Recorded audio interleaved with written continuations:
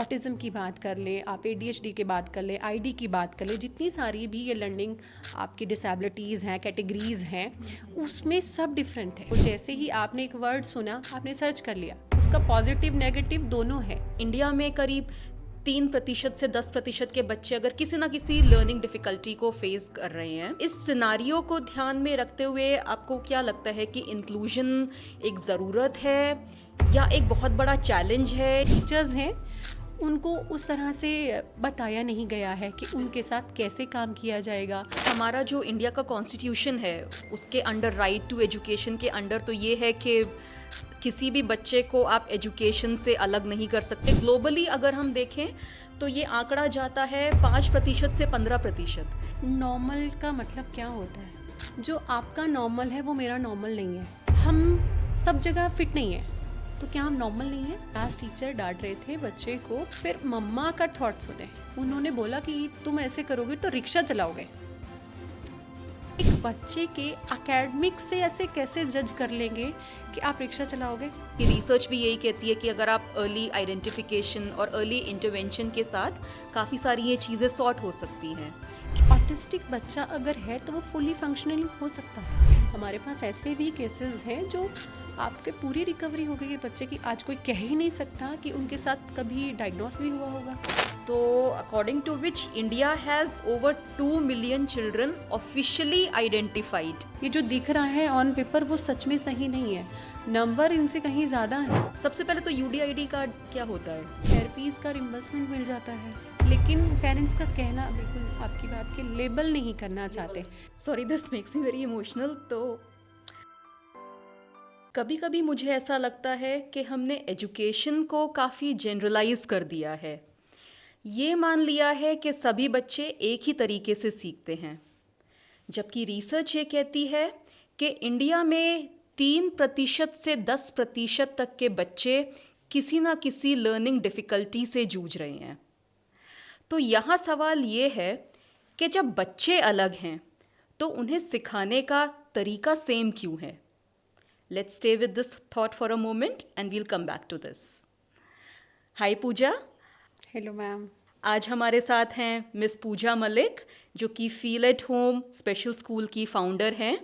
इसके अलावा मेरी बेटी वासवी की स्पेशल एजुकेटर भी हैं काफ़ी सालों से, और मैं हमेशा कहती हूँ पूजा मैम पे मुझे बहुत ज़्यादा ट्रस्ट है। तो आज की जो हम ये कॉन्वर्सेशन करने वाले हैं, ये कोई इंटरव्यू नहीं, ये एक बहुत कैजुअल सा कॉन्वर्सेशन है। मुझे लगता है ये जो हम आज कॉन्वर्सेशन करने वाले हैं ये एक शेयर्ड जर्नी है। हम सिर्फ सवाल जवाब नहीं करने वाले हैं, हम रिफ्लेक्ट करने वाले हैं अपनी एक शेयर्ड जर्नी के ऊपर। तो पूजा, थोड़ा सा आप अपने बारे में बताएं, आप कैसे इस फील्ड में आए, थोड़ा सा अपने जर्नी के बारे में बताएं। जी नेहा, आप मुझे स्पेशल एजुकेटर कहें तो मुझे ज़्यादा वो फील आता है, क्योंकि मेरी जो शुरुआत हुई है वो वहीं से हुई है।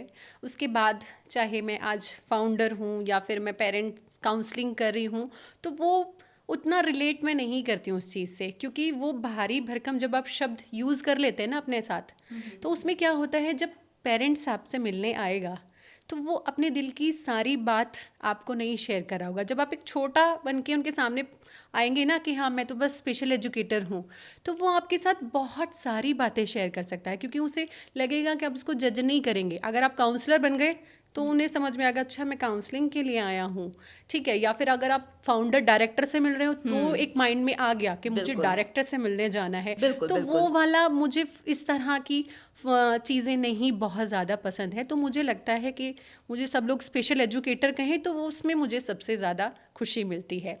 और इस फील्ड में आना मैम, मेरा कोई ऐसे में कहूँ कि मेरा कोई पहले से ही ये प्लान था कि मुझे इस फील्ड में जाना है, ऐसा कुछ नहीं था।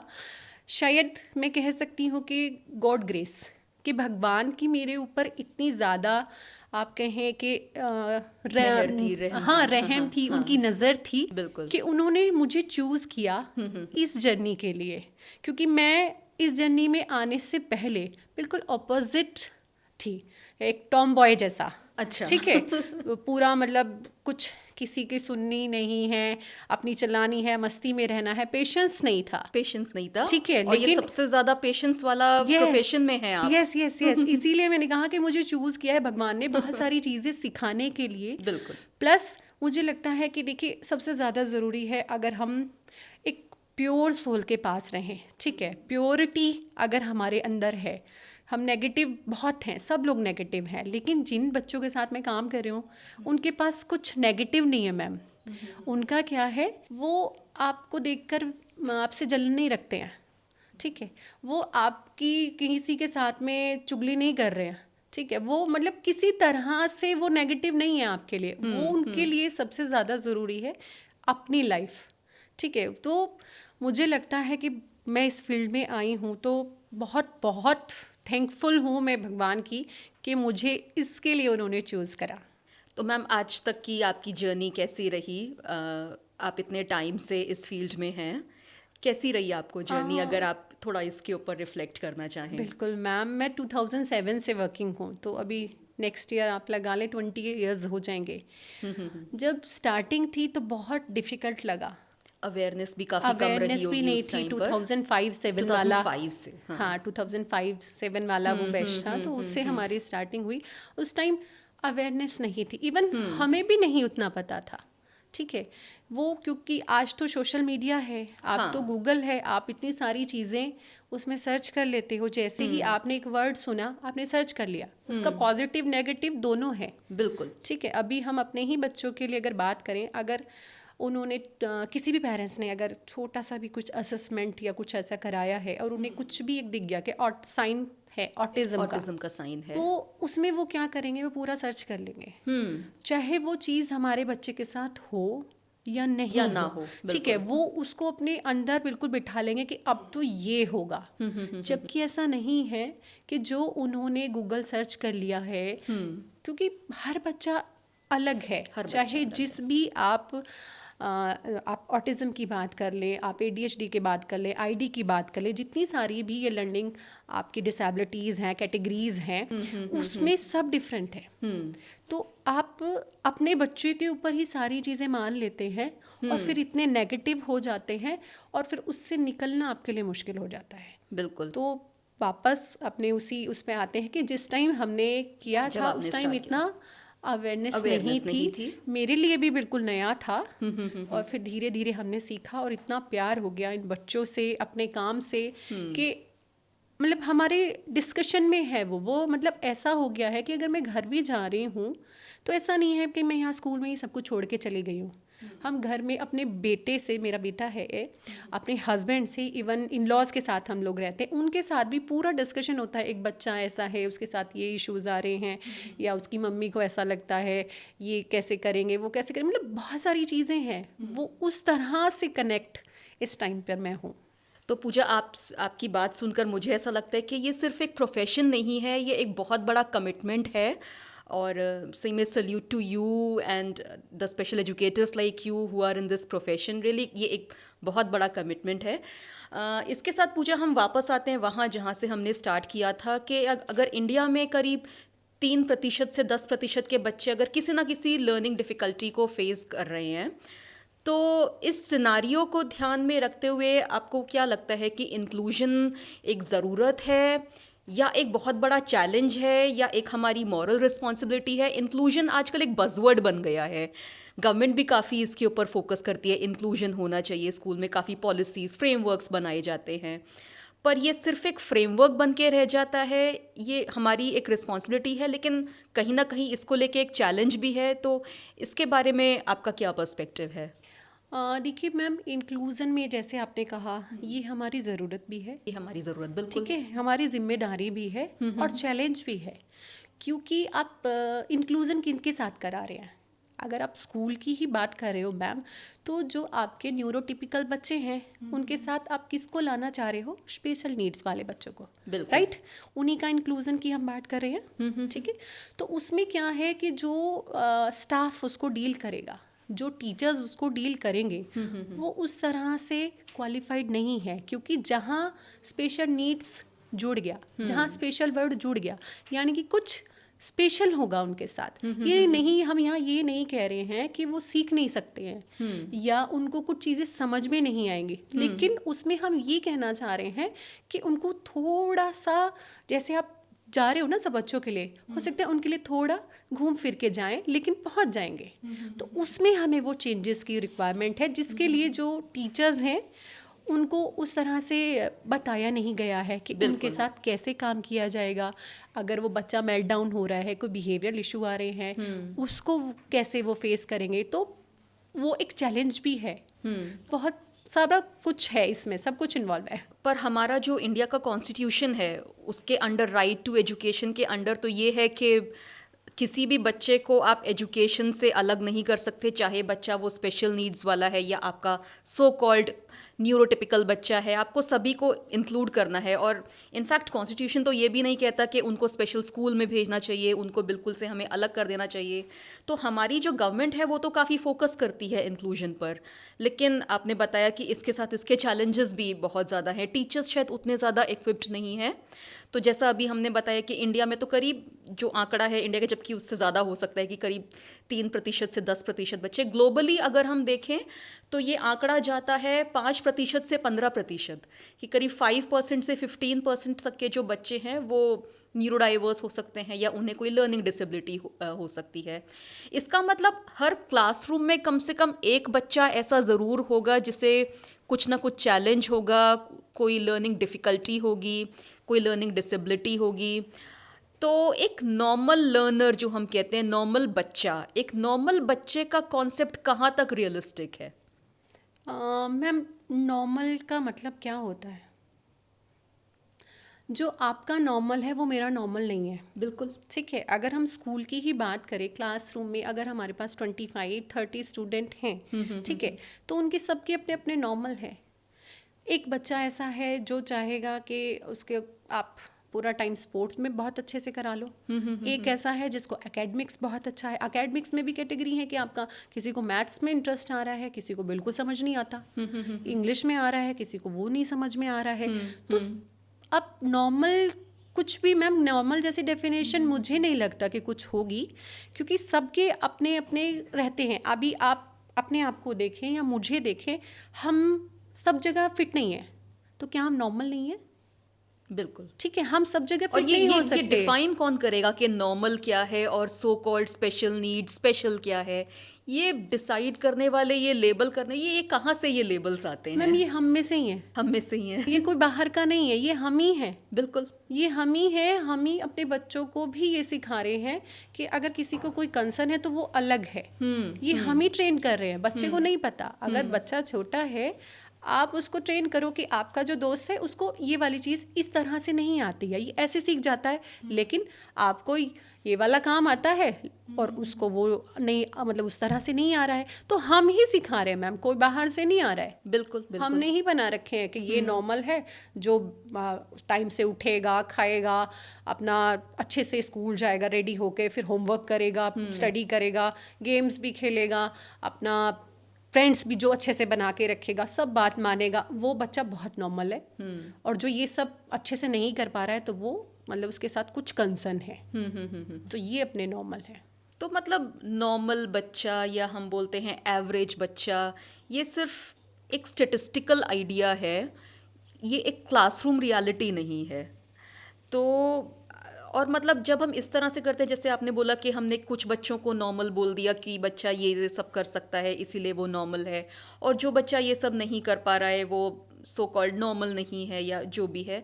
पर इस तरह से जब हम बच्चों को लेबल कर देते हैं, उनको एक्सक्लूड कर देते हैं, तो रिसर्च ये बताता है कि इस तरह से जब हम बच्चों को ट्रीट करते हैं तो सिर्फ उनके एकेडमिक्स ही नहीं, उनकी ओवरऑल ग्रोथ, उनकी ओवरऑल सेल्फ एस्टीम भी इम्पैक्ट होती है। जी बिल्कुल नेहा, आप बिल्कुल सही कह रहे हैं, क्योंकि जो मतलब छोटे बच्चे हैं या किसी भी एज का है, ठीक है, आप अगर उसको ये बता रहे हो कि आप ये काम नहीं कर सकते हो, सपोज आप ही हैं, मैं आपको कहने लगूँ मैम आपको ना अच्छे से पीपीटी बनानी नहीं आती है, तो आपने सुन लिया, मैंने आपको 3-4 बार बोल दिया कि मैम आपको नहीं आती अच्छे से बनानी, तो आप वो अपने माइंड में बिल्कुल सेट कर लेंगे कि मुझे पीपीटी बनानी नहीं आती है। तो ब्रेन उस तरह से वर्क करता है। ऐसे ही बच्चे हैं, अगर स्कूल में उनको बोल रहे हैं अरे इसको तो मैथ्स ना अच्छे से आता ही नहीं है, ये तो किसी का फ्रेंड ही नहीं बन सकता, या इसको तो स्पोर्ट्स में नहीं आता है, तुम तो बिल्कुल डम बच्चे हो। अभी रिसेंट ही एक इंसिडेंट है, मैं अपने बेटे के पीटीएम में गई बिल्कुल थी, बिल्कुल बताएं। तो वहाँ पर जो एक बच्चा था वो अपने पेरेंट्स के साथ आया हुआ था, तो टीचर मतलब पूरा अच्छे से पूरी, इवन उन्होंने मेरे को ये सबसे ज़्यादा खराब लगा कि उन्होंने ये नहीं देखा कि और भी पेरेंट्स आके बैठे हुए हैं, अच्छा, और उस पेरेंट्स बच्चे के के सामने? और क्लास जो उसके क्लासमेट्स थे वो भी बैठे हुए हैं, वो उनको प्रॉपर अच्छे से लगे हैं डांटने कि तुम्हें तो कुछ आता नहीं है। अच्छा, बच्चे को वो बाकी बच्चे को डांट रही है क्लास पेरेंट्स के टीचर, सामने? बिल्कुल। क्लास टीचर डांट रहे थे, पेरेंट्स यस डांट यस, रहे नहीं थे? Ma'am, teacher, class teacher, class teacher डांट रहे थे Yes, बच्चे को? क्लास टीचर डांट रहे थे बच्चे को, पेरेंट्स भी साथ में थे क्योंकि पीटीएम था, ठीक है, रिजल्ट रिपोर्ट कार्ड कलेक्ट करने आए थे, तो वो डांट रहे हैं कि तुम तो पढ़ते नहीं हो, तुम तो ये करते हो, तुम तो वो करते हो। फिर मम्मा का थॉट सुने, उन्होंने बोला कि तुम ऐसे करोगे तो रिक्शा चलाओगे, ठीक है। तो वो चीज़ मुझे बहुत मतलब बहुत ख़राब लगी। आप एक बच्चे के एकेडमिक से ऐसे कैसे जज कर लेंगे कि आप रिक्शा चलाओगे? बिल्कुल नहीं कर सकते मैम। आप ये देखिए, इतने इतने एजुकेटेड लोग हैं जो आजकल कुछ भी नहीं कर रहे हैं बिल्कुल। और ऐसे ऐसे लोग हैं जो एवरेज हैं, जिनके हाँ। 50% भी ढंग से शायद नहीं आए होंगे, ठीक है, वो आपका टॉप कंपनीज में वर्क कर रहे हैं। बिल्कुल बिल्कुल तो बिल्कुल। आपके मार्क्स कैसे कह सकते हैं कि आपके साथ आप रिक्शा चलाने वाले हो या ये सब करने वाले हो? वो कुछ नहीं कर, मेरे को नहीं लगता मैम उस तरह। बिल्कुल। तो एक हमारा ओवरऑल सिस्टम ही ऐसा बन गया है कि मतलब हमने कुछ सेट नॉर्म्स बना दिए हैं कि आपको ये करना है तभी आप आगे जाके कुछ कर सकते हैं, नहीं तो आप, जैसा उन मदर ने कहा कि रिक्शा हाँ, चलाएंगे। बिल्कुल तो मैम। तो मतलब मुझे लगता है कि बच्चे तो स्ट्रगल करते ही हैं, मतलब इस तरह का होता है। सिस्टम कितना स्ट्रगल करते हैं, और स्ट्रगल किसका ज़्यादा है? बच्चे का ज़्यादा बड़ा स्ट्रगल है यहाँ या सिस्टम का? मैम बच्चे का ज़्यादा स्ट्रगल है। बच्चे का ज़्यादा उसका struggle रीज़न है। ये है, मैंने तो आपको कह के छोड़ दिया, हम्म। मैं भूल गई मैंने आपको क्या कहा था, लेकिन आपके पास वो थॉट है। आप जब भी काम करने बैठेंगे आपके पास वो थॉट आएगा बिल्कुल। कि आप ये नहीं कर सकते हो, ठीक है। फिर क्या है कि हमारी जो इंडियन कल्चर है, ठीक है, फैमिलीज़ हैं, उसमें एक बार छोटा सा पता चले कि ये बच्चा ये नहीं कर सकता, तो कोई भी आएगा सबसे पहले वही पूछेगा, अच्छा अब तुम इस काम को ठीक से करने लग गए हो, अब मैथ्स अच्छा हो गया तुम्हारा, और उन चीज़ों को इग्नोर कर देंगे जिसमें जिसमें बच्चा वो अच्छा कर रहा है। Yes yes yes. उससे क्या होता है कि मतलब आप इतना ज़्यादा बच्चे की वीकनेस पे फोकस कर रहे हैं कि उसकी जो स्ट्रेंथ्स हैं, बच्चा वो स्ट्रेंथ्स भी भूल जा रहा है। हाँ, सारा फोकस हमारा सारा उसी फोकस पे है वीकनेस पर है। और बच्चे का भी फोकस उसी पे आ जाता है फिर कि बिल्कुल। मुझे इसे कैसे इम्प्रूव करूँ, ठीक है, या कई बार बिल्कुल एक्सेप्ट कर लेता है कि मुझसे नहीं होगा। वो भी फेज आ जाता है जब आप बहुत ज़्यादा किसी काम के पीछे लग जाएंगे, जब बार बार आप उसी को कहते रहेंगे, या तो फिर आप कुछ मेंटली प्रॉब्लम आपको हो जा रहा है कि आपको डिप्रेशन हो रहा है, आपको पैनिक अटैक हो रहा है, आपको एग्जाइटी हो रही है, और या आजकल फिर आप कितना छोटे बच्चे भी ये आजकल ये बिल्कुल, सब बिल्कुल, चैलेंजेस बिल्कुल, फेस कर रहे बिल्कुल हैं, मैम, उसका which is reason very unfortunate. बिल्कुल उसका रीज़न मैम हम सब लोग हैं। हम as a parent, as a society अपनी जो रिस्पॉन्सिबिलिटी है ना हमारी, उसको मुझे नहीं लगता बहुत अच्छे से निभा रहे हैं, ठीक है। सबको ऐसा लगता है कि जिसके 90+ मार्क्स आते हैं वही नॉर्मल बच्चा है, वही जीवन में कुछ करेगा, अदरवाइज कोई नहीं करने वाला। बिल्कुल बिल्कुल। तो मैम, अगर हम अब सिस्टम की बात कर ही रहे हैं तो दो काफ़ी इम्पॉर्टेंट स्टेक होल्डर्स हैं इस पूरे सिस्टम के, पेरेंट्स और एजुकेटर्स। थोड़ा हम जूम आउट करते हैं, इनके ऊपर आते हैं। पेरेंट्स, सबसे पहले मैं अपनी पर्सनल जर्नी बताऊं तो मेरे लिए भी बहुत डिफ़िकल्ट था ये एक्सेप्ट करना कि मेरी जो बच्ची है वो she is a child with special needs.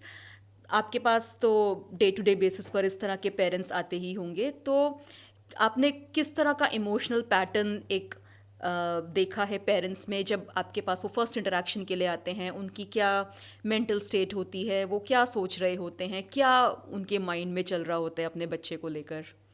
Ma'am सबसे पहले तो किसी के पास भी आने से पहले वो खुद ही बहुत ज़्यादा स्ट्रगल कर चुके होते हैं अपने अंदर ही अंदर, क्योंकि जैसे ही उन्हें इस तरह का कुछ भी पता चल रहा है कि कुछ सिम्टम्स आ रहे हैं या स्पेशल नीड्स वर्ड जुड़ गया, तो सबसे पहले तो यही होता है वाई मी, वाई मी। ठीक है, मैं ही क्यों, ठीक है। उसके बाद ये होगा कि वो डिनायल मोड में आ जाएंगे, नहीं नहीं ये मेरे बच्चे को नहीं है, या फिर बोलेंगे कि मुझे थोड़े टाइम के बाद ठीक हो जाएगा, अभी स्कूल में जाएगा, अकेले अकेले रहा है। अभी तो ये भी चल गया कि हमारा बच्चा कोविड वाले फेज में था, तो तब बहुत स्क्रीन देखा, हम पार्क नहीं लेकर गए, पर उससे पहले के भी तो बच्चे हैं ना। बिल्कुल, ठीक है।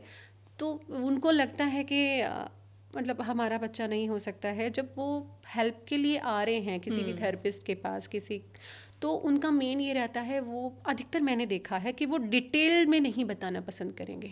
जबकि ये कितना इम्पॉर्टेंट है। अगर आप एक किसी डॉक्टर को डिटेल में अपने सिम्टम्स नहीं बताएंगे, उसी तरह से आप अपने स्पेशल एजुकेटर को या अपने थेरेपिस्ट के साथ अगर सारे डिटेल्स शेयर नहीं कर रहे हैं, तो कहीं ना कहीं वो आपके बच्चे को इम्पैक्ट कर रहा है। हाँ मैम, उन्हें वो कहेंगे कि मेरे बच्चे को ना थोड़ा सा ऑटिज्म है।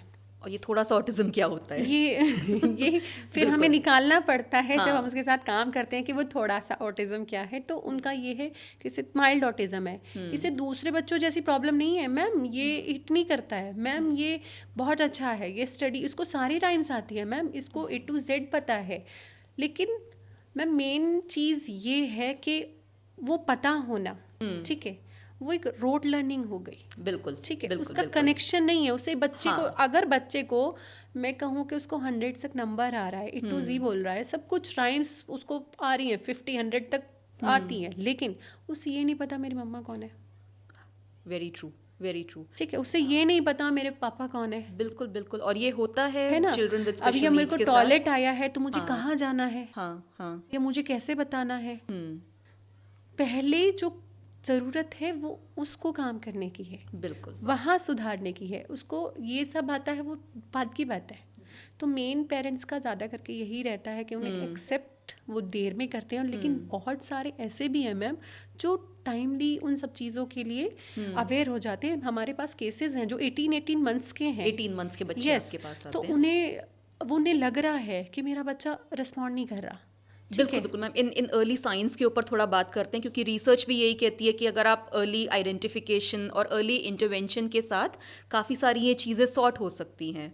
क्योर तो नहीं हो सकती, पर हाँ काफ़ी हद तक थोड़ा सा हम उनका इम्पैक्ट कम कर सकते हैं। तो थोड़ा सा इन कुछ अर्ली सिम्टम्स के बारे में बात करें। जी मैम, इसमें एक और लाइन में इससे पहले बताऊंगी, जैसे अभी आपने कहा क्योर नहीं हो सकता, क्योर नहीं हो सकता, ठीक है। हाँ, हाँ। लेकिन मैम ऑटिस्टिक बच्चा अगर है तो वो फुली फंक्शनलिंग हो सकता है। बिल्कुल, बिल्कुल, वही बात ठीक है। है, उसमें क्योर वाला नहीं है, क्योर लेकिन वाला कोई हाँ सीन नहीं है। और अगर हम सिम्टम्स की बात कर ले, अर्ली आइडेंटिफिकेशन की बात करें या कुछ रेड फ्लैग्स की बात करें, ठीक है, जिसमें मेन ये है कि बच्चा आई कांटेक्ट कम देता है, कि जब आप उससे बात कर रहे हो, उसकी तरफ देख रहे हो, तो आई कांटेक्ट उसका नहीं है। नेम रिस्पॉन्ड, कि वो नेम को रिस्पॉन्ड नहीं कर रहा है, आप उसको खूब आवाज़ें लगा रहे हो, आपने 10 टाइम्स अगर उसको बोला है तो हो सकता है एक बार भी ना देखे, और हो सकता है 1 से 2 बार आपको देख ले। और एक ये है कि सोशल स्माइल, ठीक है, बच्चा मिस कर रहा है, वो आपका आप उसे देख रहे हो, आप कितना भी छोटा 6 मंथ का भी बच्चा है, अगर आप उसकी तरफ देख रहे हो वो स्माइल कर देगा, स्माइल करता है, ठीक है, उनका वो नहीं है। तो और है कि आइसोलेशन में ज़्यादा पसंद है, उसको एक ही तरफ बैठ के रहना है, एक ही चीज़ से खेलते रहना है, पैटर्न बनाना बहुत पसंद है, कि अगर आपने जो चीज़ जहाँ रखी है वो बहुत पसंद है। तो इस तरह की छोटी छोटी चीज़ों को आप देख सकते हो अपनी नीड के लिए, पॉइंटिंग, कि आपने बताया कि मुझे ये पानी पीना है, वो ऐसे नहीं बताएगा कि ये पानी पीना है, वो आपको पकड़ेगा, आपको ड्रैग वो करके ऐसे, हाँ बिल्कुल, आपसे ग्लास लुटवाएगा और तब पिएगा। तो ये 5-6 चीज़ें हैं जो आप बहुत ईजीली किसी भी बच्चे में देख सकते हो कि ये चीज़ें अगर ऐसे हो रही हैं तो अब हमें शायद कुछ रिक्वायरमेंट है। और ऐसा नहीं है मैम कि एक बार आपने असेसमेंट करा लिया और लग गया माइल्ड ऑटिज्म का सिम्टम है, तो ऐसा नहीं है कि वो रिकवर नहीं होता। हमारे पास ऐसे भी केसेस हैं जो आपके पूरी रिकवरी हो गई है बच्चे की, आज कोई कह ही नहीं सकता कि उनके साथ कभी डायग्नोस भी हुआ होगा। तो वो बहुत इम्पोर्टेंट है कि आप early identification and early intervention start कराएं। और ये भी तब आएगा जब सबसे पहले पेरेंट्स एक्सेप्ट करेंगे। Yes. जैसे मुझे याद है वासवी हार्डली, मुझे लगता है वो इतनी ही एज उसकी रही होगी, करीब 1 साल 1.5 साल, तो मुझे वही लगा था कि ये आई कांटेक्ट नहीं है इसका, और छोटे बच्चे, इतने छोटे बच्चे अपने नाम पर रिस्पॉन्ड करने लगते हैं, तो जैसे वो रिस्पॉन्ड नहीं करती थी, तो मैं बोलती थी कि मुझे लगता है कि शायद कुछ इशू है, कुछ हमें डायग्नोज कराना चाहिए या किसी मेडिकल प्रैक्टिशनर से मिलना चाहिए। थोड़ा सा फैमिली में लोग बोलते थे कि नहीं नहीं तुम देखो ज़्यादा सोच रही हो, कुछ बच्चे होते हैं थोड़ा लेट से बोलना सीखते हैं, लेट ब्लूमर्स होते हैं, थोड़ा बच्चों में खेलेंगे तो ठीक हो जाएगा, स्कूल जाने लगेगी तो ठीक हो जाएगा। तो एक वो एक्सेप्टेंस का आना मुझे लगता है सबसे पहले बहुत ज़रूरी होता है, उसी के बाद ही आपकी वो जर्नी शुरू होती है, अर्ली आइडेंटिफिकेशन, अर्ली इंटरवेंशन, वो सब तो बाद में आएगा। सबसे पहले एक्सेप्टेंस बहुत ज़रूरी होता है, तो अगर पेरेंट एक्सेप्ट कर ले तो वहीं से जो बच्चे की रिकवरी की जर्नी है वो स्टार्ट होती है। ठीक है, तो मैम पेरेंट्स के बाद मुझे लगता है हम बात करते हैं टीचर्स की, क्योंकि टीचर्स कलेक्टिवली एक वो लर्निंग इकोसिस्टम बनाते हैं। जैसे वासवी अभी वो 14 साल की होने के लिए आई, तो करीब 10-11 साल पहले जब उसने स्कूल स्टार्ट किया था, तो मुझे याद है कि उतना ज़्यादा एनकरेजिंग हमारा एक्सपीरियंस नहीं रहा था। हमें भी थोड़ी अवेयरनेस नहीं थी उस टाइम पे, जनरली अवेयरनेस भी थोड़ी कम थी, तो हमें भी वही लगा था जैसे बाकी पेरेंट्स को लगता है कि बच्चा नॉर्मल स्कूल में जाएगा, बाकी नॉर्मल बच्चों के साथ इंटरेक्ट करेगा तो ठीक हो जाएगा, ये क्योर हो जाएगा। तो हमें भी वही लगा कि हम इसको नॉर्मल स्कूल में भेजेंगे। हमने इसको बहुत अच्छे मेन स्ट्रीम स्कूल में भेजा, पर काफ़ी मतलब उतना ज़्यादा हमें इनकरेजमेंट नहीं मिला। जनरली टीचर्स का कंसर्न रहता था कि हम एक बच्चे पर हम कैसे फोकस कर सकते हैं, हमें सिलेबस भी कंप्लीट करना होता है, हमारे क्लास में इतने बच्चे हैं। तो टीचर्स को लेकर आपका क्या पर्सपेक्टिव है कि कहाँ टीचर्स का इसमें क्या रोल है और किस तरह से वो ओवरऑल एक सिस्टम को बेटर बना सकते हैं? मैम मुझे लगता है कि सबसे पहले तो टीचर को ये एक्सेप्ट करना होगा कि इस तरह की भी चीज़ें होती हैं।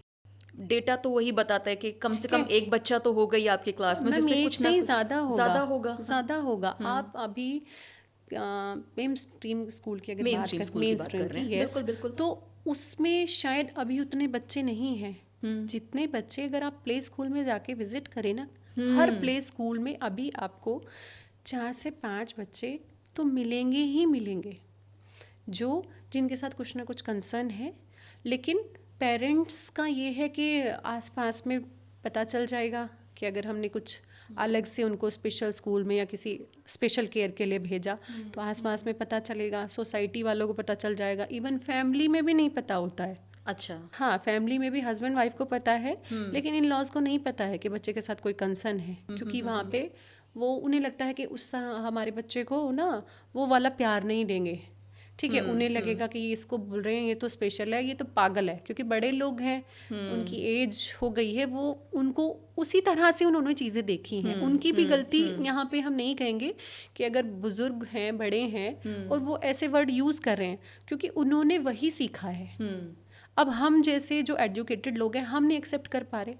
आप क्लास की अगर बात करें ना मैम, टीचर के ऊपर इतना प्रेशर है कि अगर एक बच्चा भी उनके पास है ना और आपके 25 स्टूडेंट आपके न्यूरोटिपिकल हैं, तो उसमें जो हम जैसे पेरेंट्स हैं ना मैम, वो भी उनके ऊपर ये प्रेशर बना के रखेंगे कि मेरा बच्चा इसके साथ नहीं बैठना चाहिए।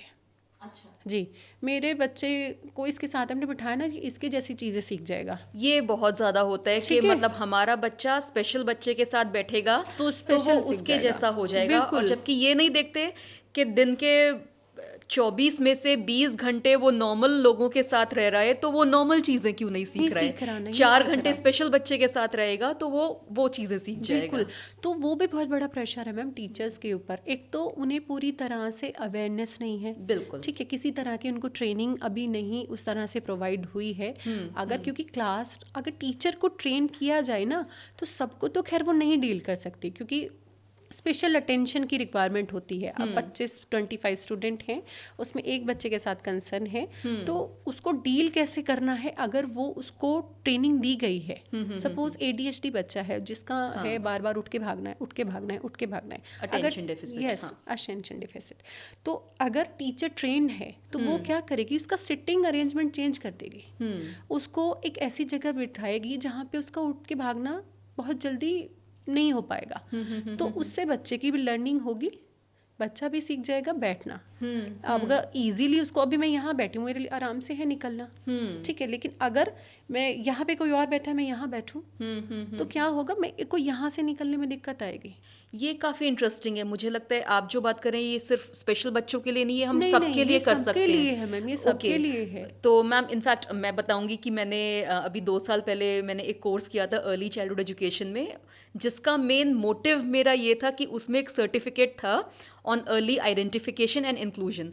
उसमें मैंने पढ़ा था यूनिवर्सल डिज़ाइन ऑफ लर्निंग। तो अभी आप जिसकी बात कर रहे हैं that is universal design of learning, कि हम जब अपने सिस्टम को जो सबसे ज़्यादा जो वल्नरेबल सेक्शन है हमारे क्लास का, हमारे सोसाइटी का, अगर हम अपने सिस्टम को, अपने क्लासरूम को उनके लिए डिज़ाइन करते हैं तो आप एक ओवरऑल सिस्टम इम्प्रूव कर रहे होते हैं। तो जैसे आपने बताया कि मतलब बच्चा अगर एकदम से उठ के नहीं भाग पा रहा है तो वो तो सभी के लिए एप्लीकेबल है।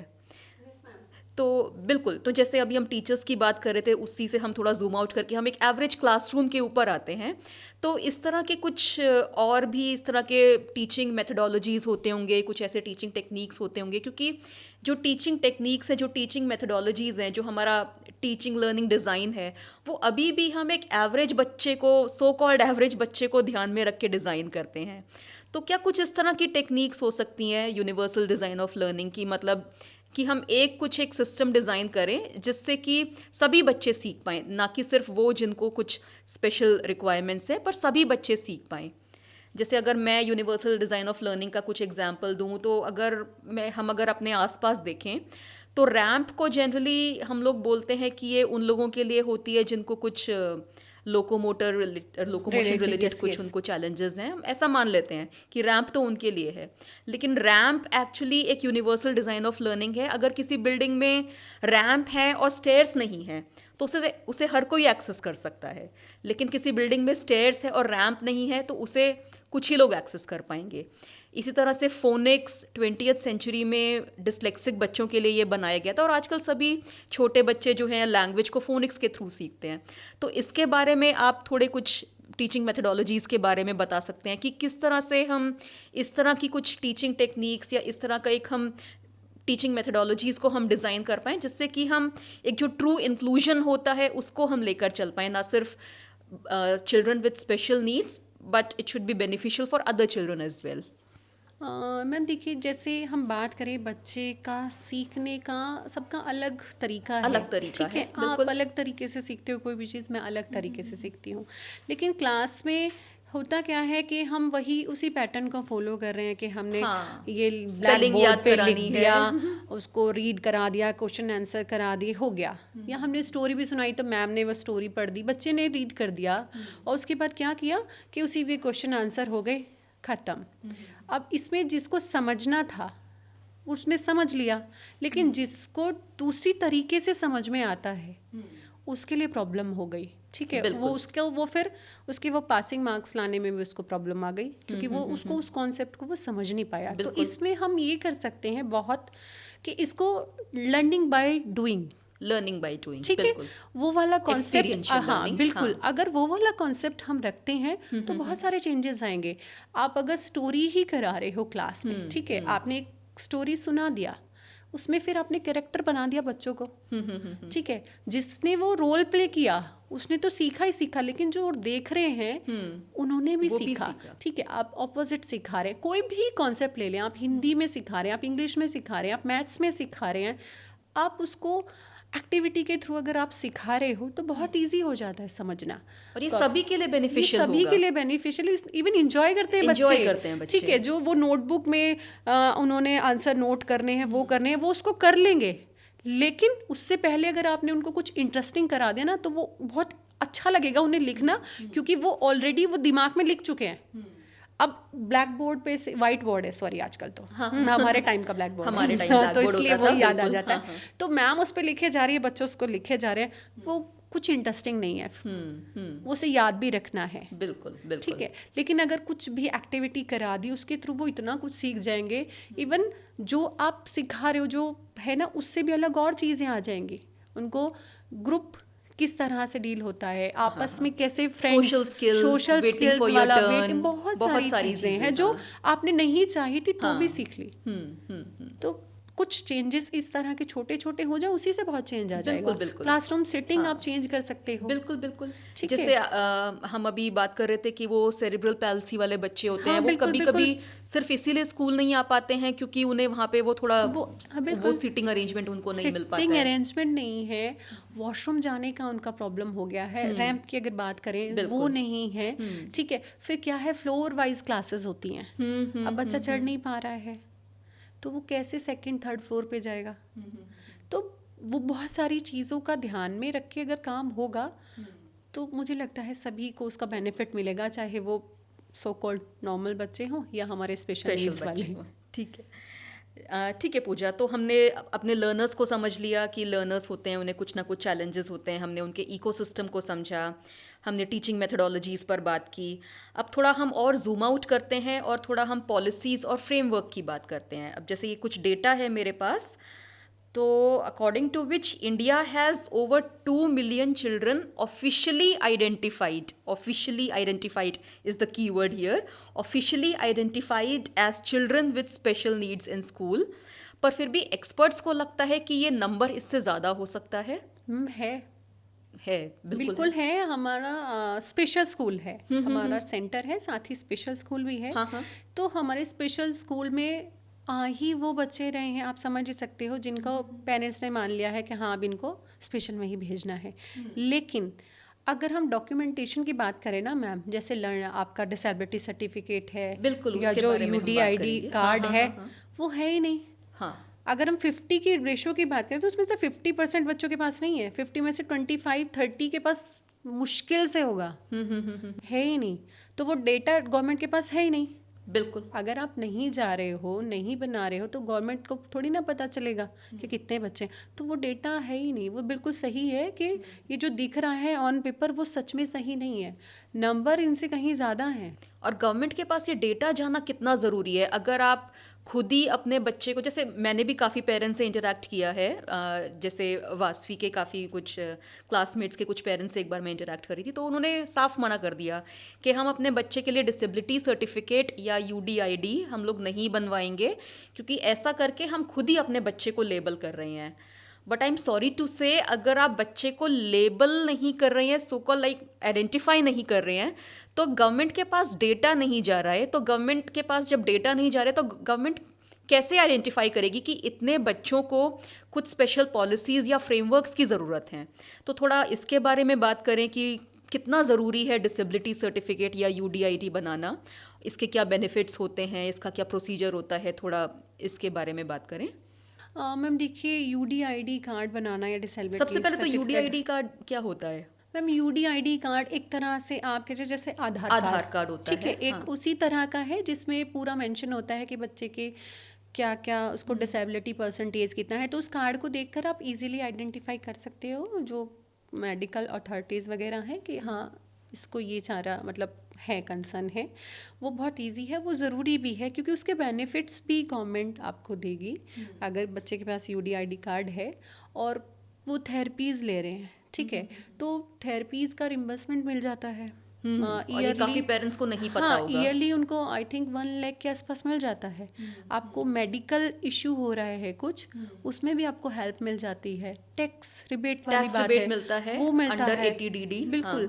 और आपका ट्रैवल का मिलता है, मतलब बहुत सारे बेनिफिट्स हैं जो हमारे बच्चों को मिल सकते हैं। लेकिन पेरेंट्स का कहना बिल्कुल आपकी बात के लेबल नहीं करना लेबल चाहते। नहीं कर, ठीक है मैम, लेबल का यहाँ पे गवर्नमेंट को लेबल आप सिर्फ गवर्नमेंट को नहीं बता रहे हैं। तो इसके अलावा क्या आपके आसपास जो लोग रहते हैं, जिस सोसाइटी में आप रह रहे हो, जिस फैमिली में आप रह रहे हो, क्या वो देखकर नहीं समझ रहे हैं कि कुछ कंसर्न है? या आप कार्ड दिखा के भी पता चलेगा कि देखिए ये इसका यूडीआईडी है, तो अब ये स्पेशल है। अगर कार्ड नहीं है तो तो वो वो स्पेशल बिल्कुल नहीं उसको है, तो कोई वो काम, नॉर्मल है। तो वो नॉर्मल है। तो ये तो पहले हमें समझने की ज़रूरत होगी कि जो बच्चे के राइट हैं, जो गवर्नमेंट ने बिल्कुल। हमें दे रही है फैसिलिटी, हमारे बच्चे को दे रही है, तो वो लेना चाहिए क्योंकि ज़रूरत है वो। तो यहीं पे वो बात आ जाती है ना कि गवर्नमेंट का इंटेंट है, हमारे पास पॉलिसीज़ हैं, फ्रेमवर्क्स हैं, पर उसके बाद भी जो एक्चुअल जो क्लासरूम रियलिटी है उसमें और इसमें काफ़ी गैप है। यस मैम, काफ़ी गैप है क्योंकि देखिए अभी क्लासरूम की भी अगर बात करें तो स्कूल ने भी काफ़ी सारे रिसोर्सेज आजकल बनाए हुए हैं। स्पेशल एजुकेटर्स रखते हैं, ऑक्यूपेशनल थेरेपिस्ट रखते हैं, इवन काफ़ी सारे जो गवर्नमेंट स्कूल्स हैं आपके दिल्ली साइड में, उनमें पूरे उन्होंने रिसोर्स रूम बना रखा है। ठीक है, तो वो बना इसलिए रखा है क्योंकि उन्होंने इतना आइडेंटिफाई करा, उनके पास इतना डेटा आया कि इतने इतने बच्चे हैं तो इतनी हमारी रिक्वायरमेंट है, तो हम यहाँ पे ये चीज़ें इन बच्चों के लिए ये फैसिलिटी रख लेते हैं।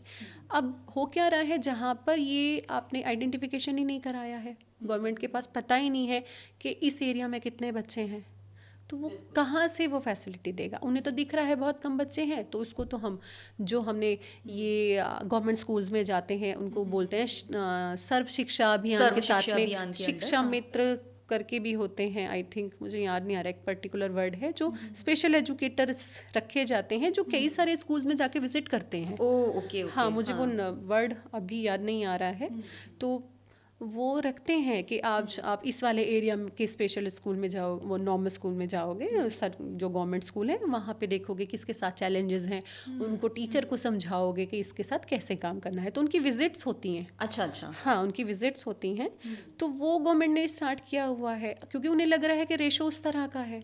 अगर उसके गवर्नमेंट के पास एक्चुअल डेटा होगा तो हो सकता है कि कल को वो स्पेशल एजुकेटर सब स्कूल में इंडिविजुअल हायर कर दे।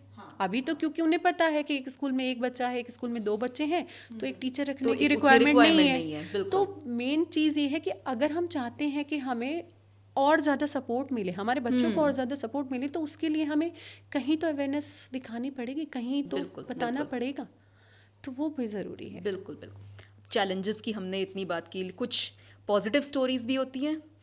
Sorry, this makes me very emotional, तो आई एम सॉरी। मुझे याद है जब वासवी के साथ आप 1-on-1 सेशन लेते थे कोविड टाइम में, थोड़े उसके बिहेवियर इश्यूज ज़्यादा हो गए थे, क्योंकि वो थेरेपीज़ नहीं जा पा रही थी लॉकडाउन की वजह से। आप उसके साथ 1-on-1 सेशंस लेते थे, और ये वो टाइम था जब वासवी पेंसिल उठाकर फेंक देती थी आपको कभी कभी रूम से बाहर निकाल देती थी, और आज वो आपकी बेस्ट फ्रेंड है। तो इस तरह से काफ़ी पॉजिटिव स्टोरीज़ भी होती हैं। वासवी, मुझे लगता है आज थोड़ा बहुत उसने जो भी अचीव किया है उसमें आपका एक बहुत बड़ा कंट्रीब्यूशन है।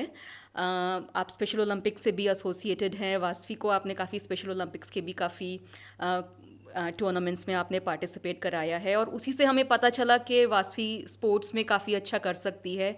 अभी रिसेंटली उसने एक 2 वीक्स का स्कीइंग कोर्स भी कंप्लीट किया है Atal Bihari Vajpayee institute of mountaineering and allied sports से। उसे मिस्टर धर्मशक्तु जो 7 टाइम एवरेस्टर हैं, उन्होंने उसको फेलिसिटेट किया था। तो इस तरह की कुछ सक्सेस स्टोरीज़ भी होती हैं जो कि जिनको सुन के काफ़ी एनकरेजमेंट मिलता है।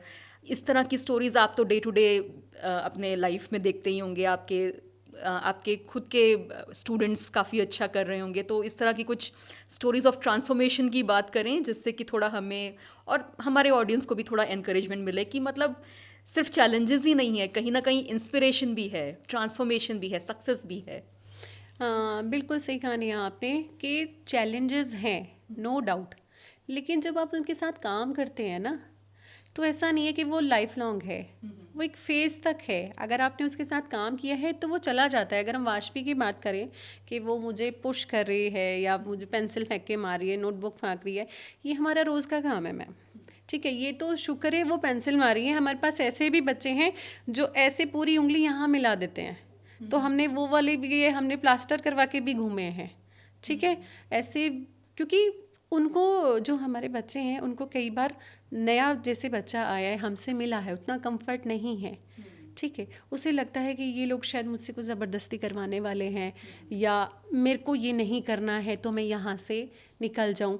इतना एक्सप्रेस तो वो नहीं कर पा रहे हैं, वर्ड्स में नहीं कर पा रहे हैं, तो वो कहाँ आता है, एक्शन में। अभी मुझे बहुत मतलब हो गया, कोविड से पहले की बात है।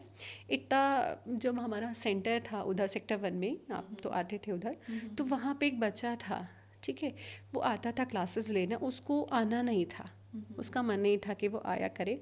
तो इतना बड़ा मेरे पास एक टॉर्टॉय वो आते थे ना, उसके मिट्टी वाला जो था, ठीक है, उसमें सजा के लिए उसने वो उठाया और बिल्कुल मेरे सामने था, ऐसे फेंका, ठीक है, मैंने बस इतना कि वो मेरे ऐसे गया। तो हमारे लिए वो मतलब ये चीज़ें हमें बहुत मायने नहीं रखती कि हमारे बच्चे ने हमें क्या फेंक दिया, क्या मार दिया, कहाँ हमें लग गई। हमें पता है एक दिन वो एक ऐसा बच्चा हो जाएगा कि हमें देखे बिना उसका मन ही नहीं लगेगा। और ऐसे हैं बच्चे जो टाइम होने से पहले ही अपने पेरेंट्स को पुश करना शुरू कर देते हैं कि चलिए उठिए, मुझे क्लास में जाना है। तो वहाँ तक लाने के लिए पेशेंस चाहिए होता है, क्योंकि कोई भी बच्चा वो जानबूझ के नहीं कर रहा है, उसको इसलिए कर रहा है कि वो चीज़ें या तो उसको पसंद नहीं आ रही हैं, हमारा तरीका पसंद नहीं आ रहा है, हम पसंद नहीं आ रहे हैं, उन्हें हमसे फियर है, हमसे डर लग रहा है, उन्हें लग रहा है कि ये लोग मेरे लिए सही नहीं हैं, अब मुझसे पता नहीं क्या करें। कई बार बच्चे का एक्सपीरियंस भी होता है कि सपोज़ वो कहीं, सब जगह ऐसी नहीं होती हैं पर कई जगह ऐसी होती हैं जहाँ बच्चा फियर फील कर जाता है, तो उसे हर जगह ही ऐसी लगती है कि मतलब यहाँ जाऊँगा तो मेरे साथ वही सारा इंसिडेंट होगा, मुझे ये ऐसे बंद कर देंगे या कुछ भी, जो उसने मतलब जो भी एक्सपीरियंस रहा होगा, तो वो भी होता है। तो हमारे उन सबसे मेन चीज़ जो हमारे लिए है वो ये है कि बच्चे को बिल्कुल सेफ फील कराना, कंफर्ट फील कराना, और जहाँ पे आप ये फील करा दोगे ना, वो अपने आप सब कर लेगा। जब आप उसको दिखाओगे ना कि हाँ कोई यहाँ पे आपको प्रॉब्लम नहीं है, आप बिल्कुल सेफ हो, हम आप ही के लिए हैं, हम आप ही के हैं, जहाँ ये फीलिंग उन्होंने, क्योंकि बहुत जल्दी सेंस करते हैं, ऐसा वो एक्सप्रेस नहीं कर रहे हैं लेकिन वो सेंस बहुत जल्दी करते हैं कि आपने आंखें खोली हैं, तो आप वो आंखें अगर उन्हें दिखा रहे हो तो वो गुस्से वाले दिखा रहे हो या प्यार वाले दिखा रहे हो, वो टोन समझते हैं, एक्सप्रेशन समझते हैं, सब चीज़ें समझते हैं। तो अगर आपने उन्हें सेफ फील करा दिया, प्यार आपने दिखा दिया, तो आप कुछ भी करा लो उनसे, सब कर देंगे। और अभी हम बात कर ही रहे थे, आपके पास काफ़ी बड़े बच्चे भी आते हैं, 18 साल के, 20 साल के बच्चे आते हैं, और मतलब अभी हम शुरू में जैसे बात करते, they are such pure souls, आप उनसे कुछ भी करवा लीजिए, वो कभी मना नहीं करेंगे। और आप किसी 18 साल के बच्चे से एक गिलास पानी ले लीजिए, नहीं बिल्कुल नहीं देगा। आप हम अपने बच्चों से जो हमारे हैं, आप उनसे कुछ भी काम करा लो, बिल्कुल ठीक है। और आप जो आपके न्यूरोटिपिकल बच्चे हैं, जो अच्छे बच्चे हैं, जो नॉर्मल बच्चे हैं, आप उनसे बोलें कि हमें एक गिलास पानी पिला दो। मैं और वासवी हम जब भी वेकेशन से वापस आते हैं, हम सबसे पहले साथ में मिलके अनपैकिंग करते हैं।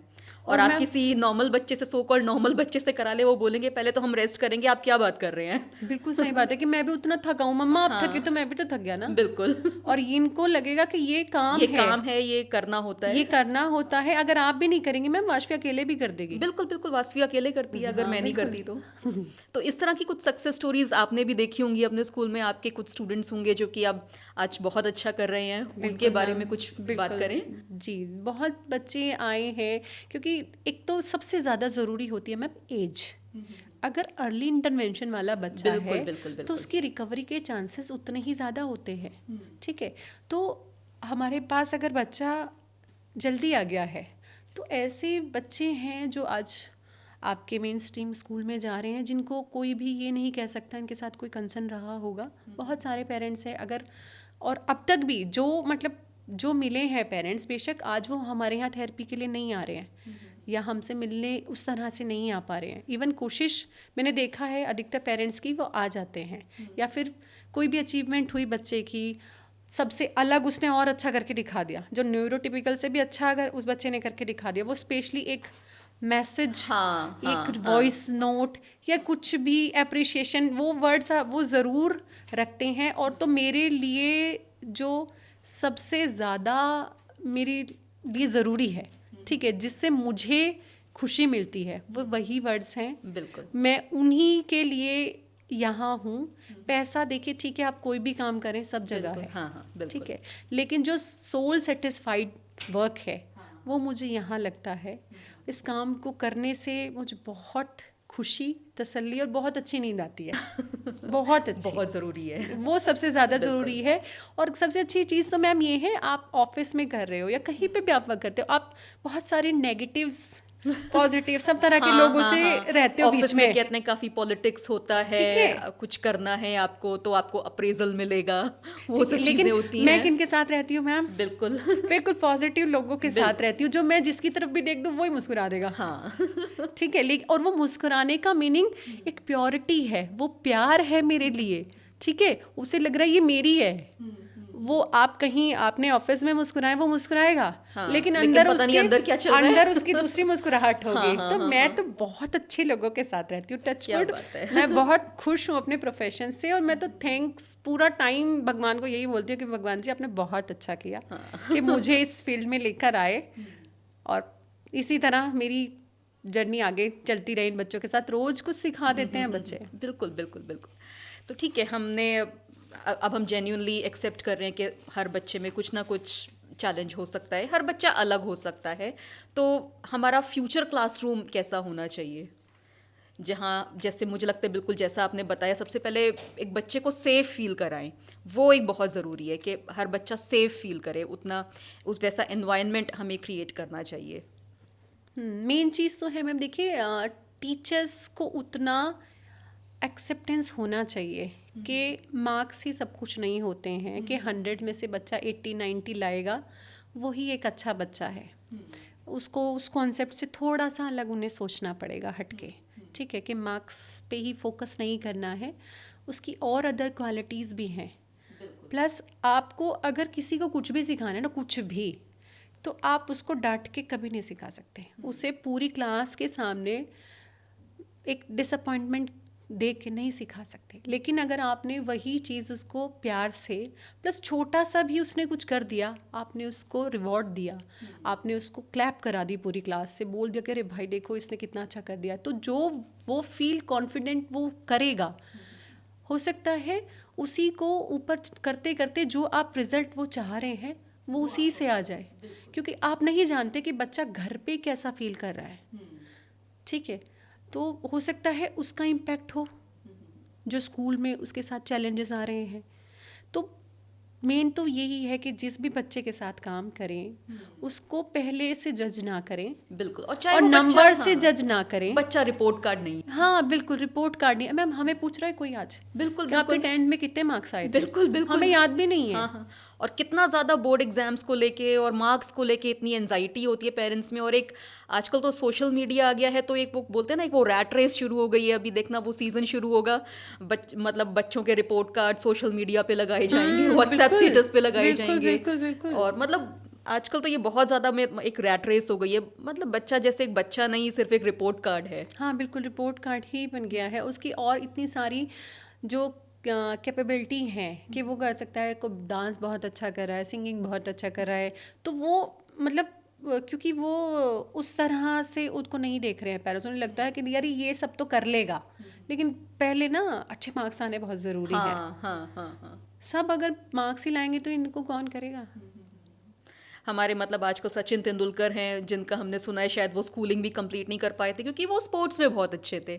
अगर उनके पेरेंट्स ने ऐसा सोचा होता तो क्या आज वो इतने बड़े, मतलब क्रिकेट गॉड ऑफ क्रिकेट उनको बोलते हैं, तो क्या आज वो उस लेवल पर पहुंच पाते। बिल्कुल सही बात है मैम। तो नंबर्स, मार्क्स, ये सब कुछ उतना मैटर नहीं करते जितना इंडिविजुअल एक बच्चा बिल्कुल मैटर करता है, उसकी आइडेंटिटी मैटर करती है, उसका सेल्फ रियलाइजेशन मैटर करता है। अगर किसी को बेटर फ्यूचर में आप एक बेटर इंसान देखना चाहते हो, ठीक है, तो उसके लिए हमें बचपन से ही उसको वो फील कराना पड़ेगा कि तुम हो।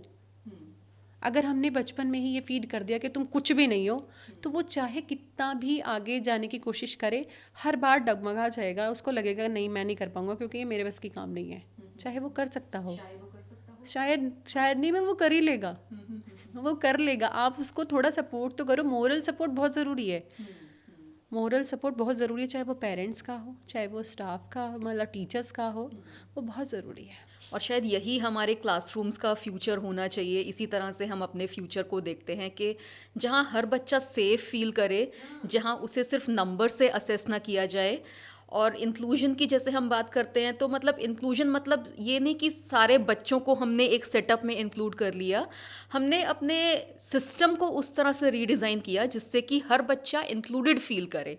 सिर्फ इंक्लूड कर लेना ही इंक्लूजन नहीं है, बच्चे को इंक्लूडेड फील कराना वो एक ट्रू इंक्लूजन है। बिल्कुल सही बात मैम, बिल्कुल सही कह रहे हो आप। और मैम एक और चीज़ हमने जो अभी डिस्कस की थी, एक तो आप बात कर रहे थे कि लर्निंग डिसेबिलिटी और एक था लर्निंग डिफिकल्टीज, इसको लेके काफ़ी कंफ्यूजन होता है। ठीक है, तभी बच्चे को अगर लर्निंग डिफिकल्टी भी है तो टीचर क्योंकि उसको उस तरह से आइडेंटिफाई नहीं कर पा रहा है तो वो उसको लर्निंग डिसेबिलिटी भी बता सकता है, इवन पेरेंट्स भी बता सकते हैं। सपोज मैं अपने आप को ही कहूँ कि मैं मैथ्स में नहीं बहुत अच्छा कर सकती, तो वो लर्निंग डिफिकल्टी है। बिल्कुल, मेरा IQ ओके है, मैं बिल्कुल सबकी तरह सारी चीज़ें कर पा रही हूँ, मुझे वैसे कोई कंसर्न नहीं है। ठीक है, तो मेरा क्या हो गया, लर्निंग डिफ़िकल्टी। मुझे मैथ्स में डिफ़िकल्टी है लर्न करने में, मुझे वो कॉन्सेप्ट नहीं आ रहा उस तरह से समझ में जैसे दूसरे को आता है। लेकिन अगर हम बात करें लर्निंग डिसेबिलिटी की तो उसमें बहुत सारी चीज़ें मैटर करती हैं। आपका IQ मैटर करता है, ठीक है, आपका सोशल कम्युनिकेशन स्किल्स हैं वो मैटर करती हैं। बहुत छोटी छोटी चीज़ें जो मतलब पता होनी चाहिए पेरेंट्स को भी और टीचर को भी, कि वो हो क्या रहा है कि लर्निंग डिफ़िकल्टी को भी लर्निंग डिसेबिलिटी बना लिया है। हाँ। तो वही अवेयरनेस बहुत ज़रूरी है, अवेयरनेस बहुत ज़रूरी है, एक्सेप्टेंस बहुत ज़रूरी है। हाँ बिल्कुल, और गूगल करना ज़रूरी है, गूगल करना ज़रूरी है, लेकिन हाँ, सारी बातें गूगल के हिसाब से ही सोच लेना वो बिल्कुल ज़रूरी नहीं है। एक्सपर्ट्स के पास जाना भी उतना ही ज़रूरी है, और जो वो आपको गाइड कर रहे हैं वो भी करना ज़रूरी नहीं है। खाली एक्सपर्ट्स के भरोसे भी अपना बच्चा नहीं छोड़ना है। अगर वो आपको कुछ गाइड कर रहे हैं कि आपको अपने बच्चे के साथ घर में इस तरह से रहना है तो आपको वो भी ज़रूरी है। आप ये मत सोचिए कि ये फीवर है, मेडिसिन खा लिया और उतर जाएगा। ठीक है, जब चैलेंजेस हैं तो आपको उसके साथ काम भी करना पड़ेगा। वो बीमारी नहीं है ना, तो उसके साथ वो एक डिसऑर्डर है, तो उसके साथ हमें काम करना है। जितना ज़्यादा काम करेंगे उतनी ज़्यादा इम्प्रूवमेंट होगी। तो दूसरों के भरोसे भी बच्चा ना छोड़े, आप खुद भी काम करना ज़रूरी है। आपको भी पता होना चाहिए कि हमारा बच्चा क्या कर रहा है, बिल्कुल क्या कर सकता है। कई बारी बहुत पोटेंशियल होती है बच्चे में लेकिन निकाल नहीं पा रहे हैं। और इसके अलावा जो मुझे लगता है सबसे ज़्यादा ज़रूरी है, हर वासवी को एक पूजा मैम मिलनी बहुत ज़रूरी है। Thank you so much. Thank you ma'am, लेकिन हर वासवी को एक नेहा जैसी मदर मिलना भी बहुत ज़रूरी है, क्योंकि हमने ऐसे भी केसेस मैम देखे हैं, एक्सेप्टेंस वाली जो हमारी बात हुई है, ऐसे भी हमने देखे हैं कि वो अपने बच्चों को कहीं लाना ले जाना तक पसंद नहीं करते। एक बच्चे को नेहा जैसी मदर इसलिए भी मिलना ज़रूरी है कि वो हर तरह हर जगह अपने साथ अपने बच्चे को ले जाए, जो उसके लिए दुनिया जो सबके लिए बनी है, जो जगह सबके लिए बनी है वहाँ सब जाएं। क्योंकि होता क्या है, बहुत सारे ऐसे केसेस हैं जिनमें पेरेंट्स अपने साथ अपना बच्चा सोसाइटी तक में लेके नहीं घूम सकते। उन्हें लगता है कि कोई ये कह देगा ये इसका बच्चा है। तो पूजा तो बहुत शायद होंगी, ठीक है, पूजा बहुत है, लेकिन मुझे लगता है हर जिनके साथ भी कुछ भी कंसर्न है उनके लिए नेहा मम्मी होना ज़रूरी है। Okay, thank you so much. Thank you.